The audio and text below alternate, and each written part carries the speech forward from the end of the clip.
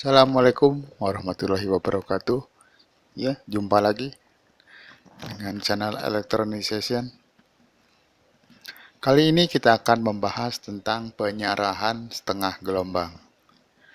Kalau kita refresh kembali ke video tentang dioda, dioda ini mempunyai karakteristik dan beberapa parameter, yaitu antara lain yang disebut dengan tegangan bias atau tegangan kerjanya yang sebesar 0,7 volt untuk silikon, 0,3 volt untuk germanium.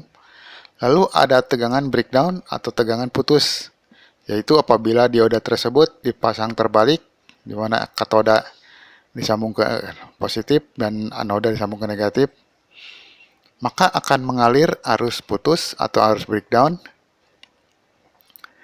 Dan jika diberi tegangan yang belum melewati tegangan breakdown, maka akan mengalir arus yang disebut arus mundur atau reverse. Lalu ada jika tegangan yang diberi tegangan sesuai atau tegangan dalam arti positif disambung ke anoda dan negatif disambung ke katoda, maka akan mengalir arus yang disebut arus forward yang besarnya akan sebanding dengan tegangan yang masuk. Nah, sifat-sifat ini dipergunakan untuk sebagai penyearah setengah gelombang.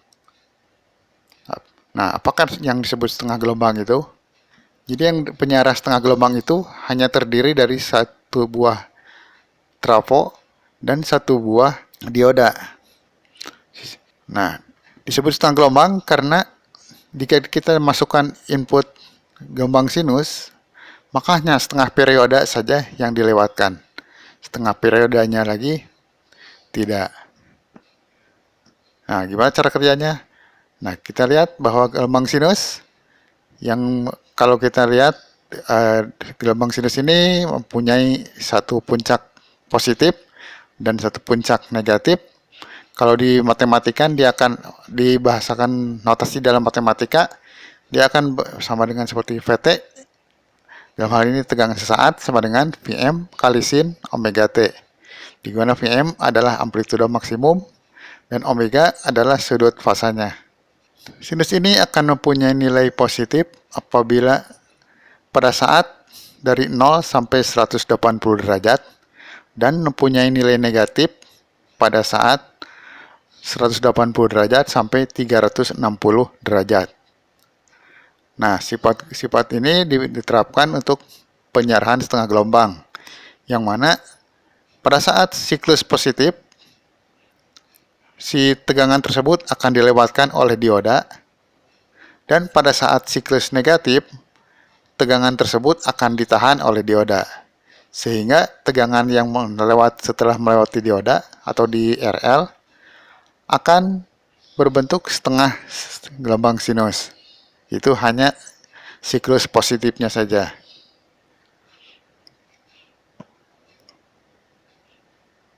Nah, kalau kita lihat ke video tentang gelombang AC, kita akan tahu bahwa Vm itu sama dengan akar 2 kali tegangan RMS. Lalu tegangan DC itu Vm dibagi P. Ini akan bisa lihat cara-cara penurunannya. Karena kalau saya tulis di sini mungkin akan jadi panjang diodanya. Sehingga tegangan rata-rata atau tegangan DC sama dengan 0,318 kali tegangan puncak alias Vm dibagi Pi.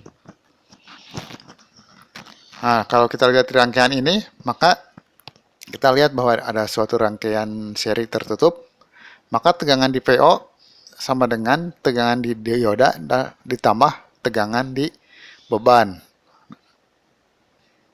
Maka tegangan di beban atau tegangan output dari penyiaran setengah gelombang ini sama dengan tegangan di VO yang DC-nya dikurangi tegangan dioda. Dalam hal ini 0,318 volt tegangan output kali tegangan maksimalnya dikurangi tegangan dioda. Nah, tentu di sini kita akan melihat bahwa hanya 0,3 atau alias 31% dari tegangan yang masuk yang bisa dipakai. Nah, bagaimana supaya memperbaikinya, supaya tegangannya bisa mendekati tegangan yang masuk? Maka kita akan menambahkan satu komponen tambahan, yaitu berupa kapasitor.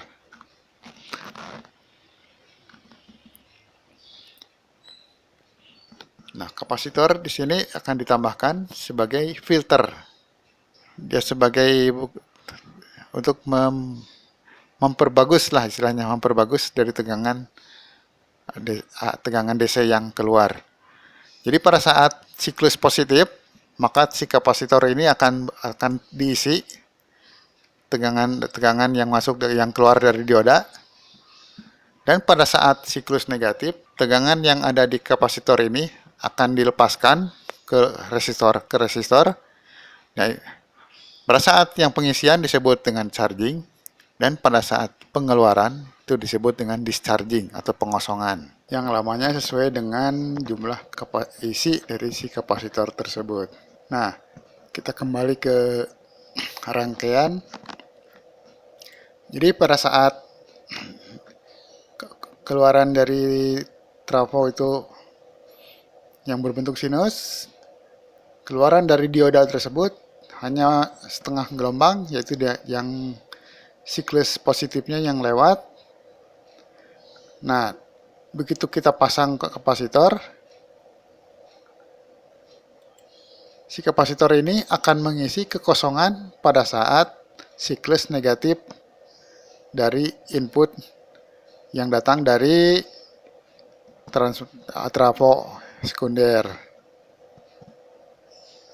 Tegangan yang di beban ini dia akan mempunyai nilai minimum dan nilai maksimum.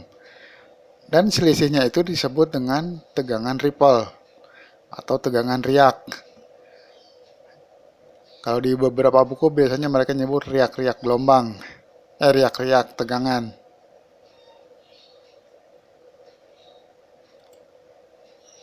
Nah, selama proses pengosongan ini disebut dengan discharging. Lalu untuk selama proses pengisian kapasitor ini biasanya disebut dengan charging. Nah, kalau disarankan bukan seperti berikut. Jadi gelombang yang masuk, jadi tegangan yang ada di RL atau di beban tersebut akan lebih datar dibanding yang tadi yang berbentuk setengah gelombang. Nah, untuk tegangan ripple ini bisa dihitung dengan melihat dengan karakteristik dari si kapasitor. Tegangannya di kapasitor itu akan berbanding lurus dengan muatan yang dilambangkan dengan Q dan berbanding terbalik dengan kapasitansinya. Sedangkan muatannya sendiri berbanding lurus dengan arus dan waktu. Maka tegangan yang di ripple tersebut akan berbanding lurus dengan waktu dan berbanding terbalik dengan kapasitansi. Maka tegangan ripple bisa dihitung dengan I dibagi frekuensi dan dibagi oleh kapasitansi.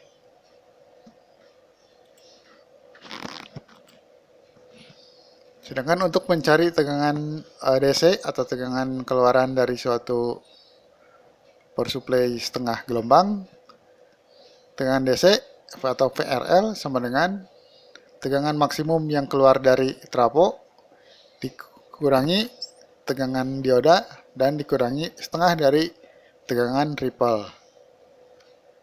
Selain dari tegangan ripple, ada juga yang disebut dengan faktor ripple. Di faktor ripple ini dinyatakan dengan gamma dengan rumus sebagai berikut, yaitu akar dari kuadrat tegangan RMS dibagi tegangan rata-rata dikurangi 1. Nah, kalau diturunkan, untuk yang tegangan setengah gelombang ini, faktor ripple-nya maksimum hanya 1,21. Padahal untuk mencari ideal itu mendekati 0. Nah, selain ada faktor ripple, ada juga dengan DC, yaitu seberapa efisien daya yang dihasilkan dari keluaran yang untuk setengah gelombang ini.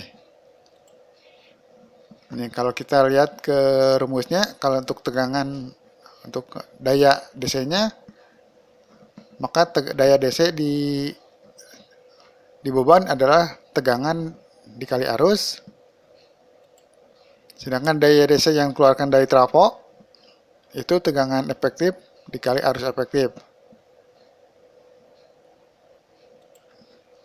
Jadi efisiensi adalah tegangan DC dibagi dengan tegangan efektif yang keluar dari trafo.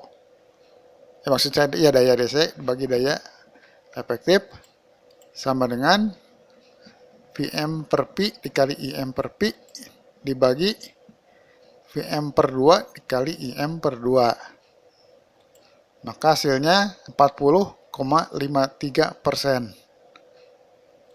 Jadi daya efisiensi untuk untuk penyarah setengah gelombang dengan kapasitor ini hanya melewatkan sekitar 40,53%. Jadi sisanya terbuang percuma alias hanya tidak dilewatkan. Sekarang kita latihan.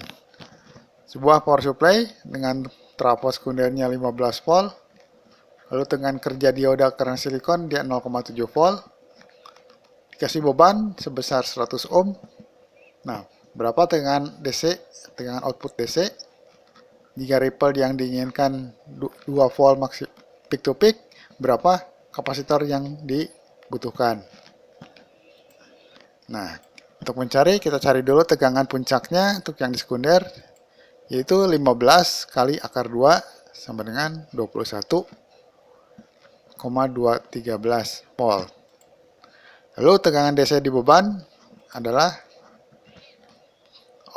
tegangan puncak dikurangi tegangan dioda dan setengah tegangan ripple sama dengan 21,213 dikurangi 0,7 dikurangi setengah kali 2. Maka hasilnya 19,513 volt.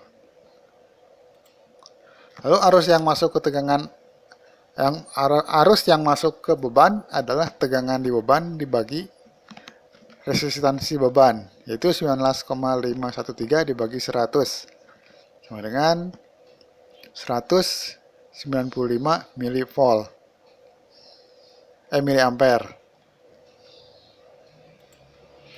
Maka tegangan riaknya sama dengan arus dibagi frekuensi dibagi kapasitansi, maka kapasitornya sama dengan arus dibagi frekuensi dibagi tegangan riak sama dengan 195,13 miliampere dibagi 50 kali 2 sama dengan 195,13 mili dibagi 100. Hasilnya adalah 1,951 mili farad atau sama dengan juga 1951 mikrofarad. Tapi kalau di pasaran biasanya yang ada itu kapasitor yang senilai 2200 atau 2000 mikrofarad. Nah, sekarang bagaimana kalau si diodanya dibalik? Kita masang suatu penyarah gelombang dengan dioda dibalik. Maka hasilnya gelombang yang lewat adalah pada saat siklus negatif. Jadi untuk siklus positifnya antara 0 sampai 180 derajat itu tertahan, sedangkan siklus negatifnya dilewatkan. Dan jika dipasang kapasitor, maka tegangannya pun jadi tegangan negatif. Ini hasilnya persis sama dengan yang tadi, cuman polaritasnya dia di bawah, jadi dia negatif. Maka kesimpulan untuk penyarah setengah gelombang ini adalah dari sisi positifnya atau keuntungannya rangkaiannya minimalis karena hanya butuh satu trafo, satu dioda, dan satu kapasitor. Nah, karena di minimalis ini biayanya otomatis lebih murah. Sedangkan kerugiannya yaitu rangkaian tidak efisien karena hanya menyalurkan 40,53%. Ditambah lagi ripple tegangannya itu cukup tinggi sehingga kalau dipasang untuk dipergunakan rangkaian yang sensitif, misalkan dipasang untuk di sound system, itu akan menghasilkan noise.